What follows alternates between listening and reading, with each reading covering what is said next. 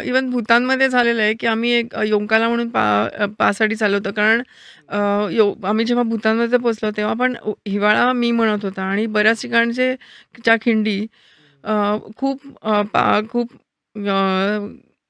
हिमवर्षावामुळे बंद झालेल्या होत्या. आणि तिथे सैनिक लोकंसुद्धा बरेच लोकं तिथे तेव्हा 1990ची ची गोष्ट आहे. त्यामुळे तेव्हा पोर्टर्स हे वगैरे नव्हते आणि एवढ्या आतल्या गावांमध्ये इंटिरियरच्या भूतानमध्ये एवढ्या कुठल्याही सोयी नव्हत्या बिलकुल. त्यामुळे आम्ही योंकाला जात असताना आमचा संबंध आम्ही 8 जणींचा ग्रुप होता आणि 8ही जणी आम्ही कुठल्या घनदाट जंगलाकडे चालत चाललो होतो.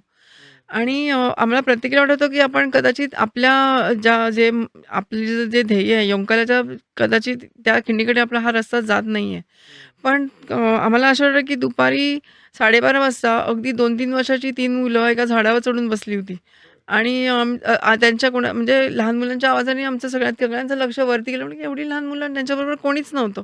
आणि वरती फक्त ते 3 मुलं आमच्याकडनं हसतायत आणि बघतात आणि आम्हाला सांगतात, तुम्ही फक्त बोट दाखवतायत, की परत जा, परत जा."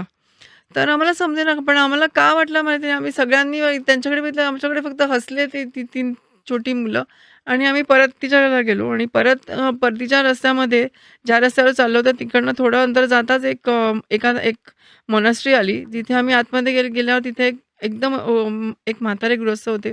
खूप त्याच्यामध्ये सुंदर एक फोटो आहे आणि ॲक्चुअली त्यांनी आम्हाला दरवाजा उघडला.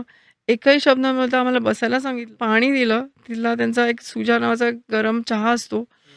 साधा बटर टी म्हणतात त्याला, तो दिला आणि नमस्कार करून म्हणाले, की "तुमचा रस्ता खूप अजून लांब आहे आणि ही तुमची पायवाट." आणि त्यांना माहिती नव्हतं, की आम्ही योंकालाला चाललोय, आम्ही कुठे आलोय आणि त्यांच्या चेहऱ्यावर एक एक वेगळं तेज होतं. आणि नंतर आम्ही पुढे गेलो, आम्हाला तिथे योंकाला पोहोचल्यावर कळलं, की ते त्या मठाचे मुख्य गुरु होते तिथले.